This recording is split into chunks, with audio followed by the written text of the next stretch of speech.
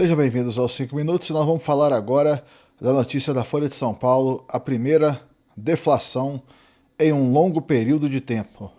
Deflação de 0,14%.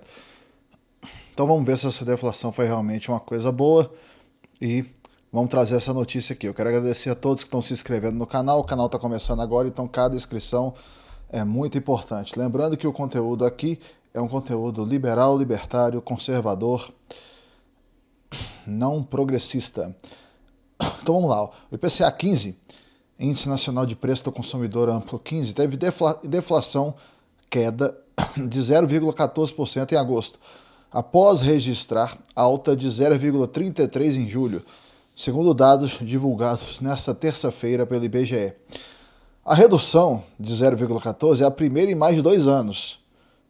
Ou seja, tem mais de 2 anos que só tem inflação. É a primeira deflação que tem mensal nesse período de 2 anos. Desde julho de 2023, quando o recuo havia sido de 0,07%. Também é a maior desde setembro de 2022, quando o IPCA 15 havia caído 0,37%, sob impacto de cortes tributários do governo Jair Bolsonaro. Tinha dado deflação por causa de cortes tributários. A deflação de 0,14%, contudo, foi menor do que a esperada pelo mercado financeiro. Na mediana, analistas projetavam que queda de 0,20% e ela foi de 0,14% essa queda, né? Então, conforme o IBGE, a variação e o impacto negativo mais intensos vieram do grupo habitação, menos 1,13%, menos 0,17%. Nesse caso, houve o efeito de redução da energia elétrica residencial, subitem que exerceu influência individual mais intensa no índice. Então, essa questão aqui é um negócio muito interessante, porque o que acontece? A gente teve um mês agora de deflação, ok, não estou negando que teve a deflação, tudo bem e tal. Porém, a deflação mínima, né, muito pequena, e tem mais de 2 anos que não tem nenhum evento desse. A gente tem uma coisa muito ruim, que é a gente tem uma meta de inflação. A gente não deveria nem ter meta, então a nossa meta deveria ser zero inflação. Isso que deveria ser o que o governo deveria buscar e o que o Banco Central deveria buscar. Porém, a gente tem uma meta de inflação, por quê? Porque o governo ele quer aumentar a base monetária, então ele quer criar inflação, é o que eles chamam de imposto oculto, é o imposto que vem embutido dentro da sociedade ao longo dos anos, e como ele é mês a mês muito pequeno, mas ao longo do tempo ele se acumula de uma forma muito perversa, o que acontece é que a gente não percebe e vai pagando essa inflação aí ao longo dos anos de uma forma constante. Eu trouxe para vocês aqui 2 coisas para a gente pensar aqui quando a gente pensa nessa questão dessa matéria. Pensem comigo aqui, ó. Primeiramente, eu trouxe aqui o gráfico da inflação nos últimos 12 meses. Então aqui, ó, você tem a meta, que é 3%, ou o que eles chamam de centro da meta, 3%. Aqui, ó, a meta central, 3%. O intervalo da meta é aqui onde é que está em verde, aqui, tá vendo? Verde claro, é o intervalo da meta, ou seja, 1,5% para cima e 1,5% para baixo. Então, se a gente tivesse em 1,5% de inflação nos 12 meses, a gente estaria no piso da meta. E 4,5% nos últimos 12 meses, a gente estaria no teto da meta. Essa linha aqui vermelha é o que é, na verdade, a inflação real. Então você vê que a gente vem passando aqui por períodos, né? Eu pedi para gerar esse gráfico aqui desde agosto, dos últimos 12 meses, né?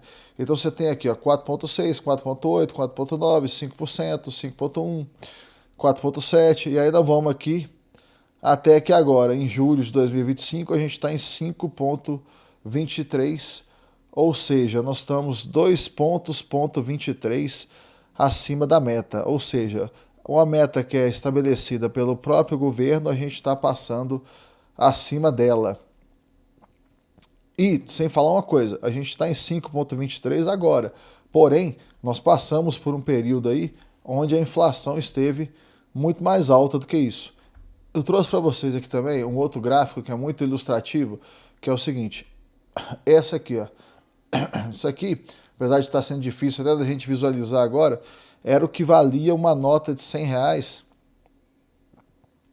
lá em junho de 1994, olha aqui, ó, quando começou o Plano Real. E isso aqui demonstra o que foi a desvalorização da nota até dezembro de 2023, ou seja, hoje ela está valendo ainda menos. Então, o que você comprava com R$ 100 em junho de 94 foi baixando, baixando, baixando, baixando. E em dezembro de 2023, você comprava isso aqui, R$ 12,66. Isso equivale a dizer o seguinte, que R$ 100 lá em junho de 94 equivaleriam a R$ 12,66 em dezembro de 2023. Isso mostra para a gente claramente qual que é a questão da inflação. A inflação é isso. Pensa bem, se hoje a gente tivesse o mesmo poder, se existisse uma inflação zero, por exemplo, se hoje a gente tivesse o mesmo poder de compra que a gente tinha lá em junho de 94, seria uma coisa muito melhor, né? Porém, não. O poder de compra que a gente tem hoje, equivalentemente ao que existia em junho de 94, R$ 100 que valiam em junho de 94, equivalem a R$ 12,66 hoje. Aí aqui, ó, continuando aqui a reportagem, com o resultado de agosto, IPCA 15 acumulou inflação de 4,95 em 12 meses. A alta era de 5,30 em julho. Né? Porque agora aquele gráfico que eu coloquei para vocês, esse gráfico meu aqui, ele está um pouquinho diferente. Por quê? Porque aqui a gente vai só até julho, né? E aqui já saiu até o dia 15 de agosto. O resultado de agosto ocorreu em meio a alívio temporário nas contas de luz com o desconto gerado pelo bônus de Itaipu. O movimento é considerado pontual e tende a ser revertido nas faturas a partir de setembro, dizem analistas. Outro fator de trégua para IPCA 15 vem dos alimentos. Parte dos preços passou a ceder com a ampliação da oferta de produtos de campo. Analistas também afirmam que a redução das exportações para os Estados Unidos após o tarifaço de Trump pode impactar a inflação no Brasil. Lembrando que esse impacto que essa questão do tarifaço pode causar, por que causa esse impacto? Porque por um momento breve o que acontece é que os produtores, eles impedidos de vender lá para os Estados Unidos, eles vão vender aqui no Brasil. Como vai ter maior oferta de produtos aqui no Brasil, isso vai empurrar um pouco o preço dos produtos para baixo. Então, olha lá, está até falando ali na reportagem, a possibilidade da situação aumentar a oferta interna de mercadorias sobretaxadas. Isso poderia aliviar os preços em um primeiro momento. E isso que eles estão falando, vai aliviar só um primeiro momento, mas traria o risco de pressão sobre o dólar mais à frente. E além disso, o produtor, né, quando ele chega nesse segundo momento, o que acontece? Ele percebe que ele não está conseguindo mais vender da forma que ele vendia, pelo preço que ele vendia, o preço está mais barato, ele pode parar de produzir. Então, na verdade, amigos, essa questão da inflação 15 ter vindo como uma deflação, é lógico que é uma notícia boa, porém, dentro do fringir dos ovos, dentro do panorama geral, nós ainda estamos com a inflação, que é muito acima da meta, 2,23 acima da meta, e mesmo que fosse na meta, já seria ruim.